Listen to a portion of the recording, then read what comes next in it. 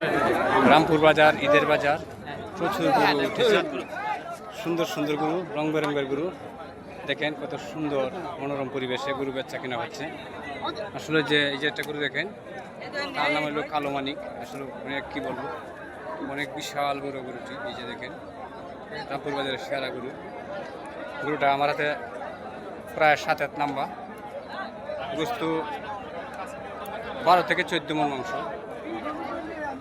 সেরা গরু রামপুর বাজারের। এই যে দেখেন নদীর পাশে আর গরু, কত সুন্দর গরু। এই যে দেখেন কত সুন্দর গরু, আটা পিটা গরু, টাইট গরু। ওই যে দেখেন মানুষ রং বেরঙের।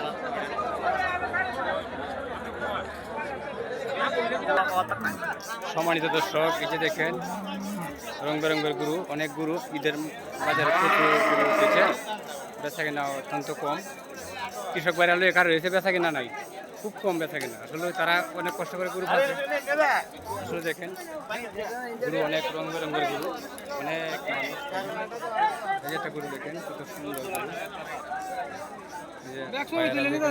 হ্যাঁ হ্যাঁ, এই যে দেখেন সুন্দর সুন্দর রং বেরঙের গরু, অনেক গরু। আর কি দেখাবো, যেটা গরু দেখেন, ওই যে গরু দেখেন বিশাল গরু হাট।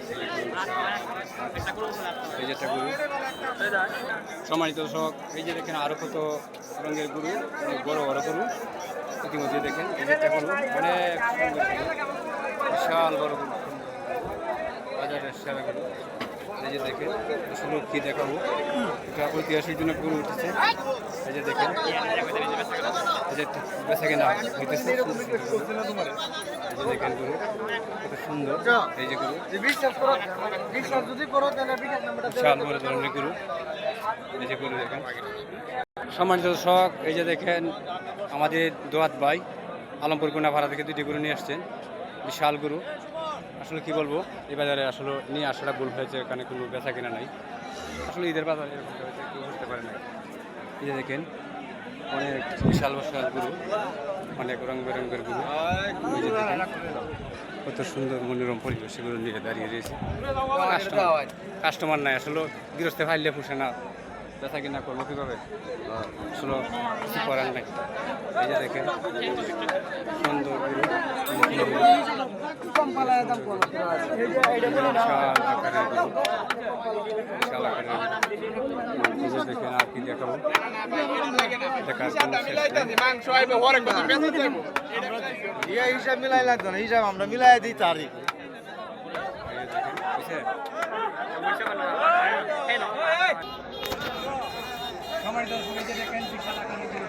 আসলে এই বাজারে করেছি না,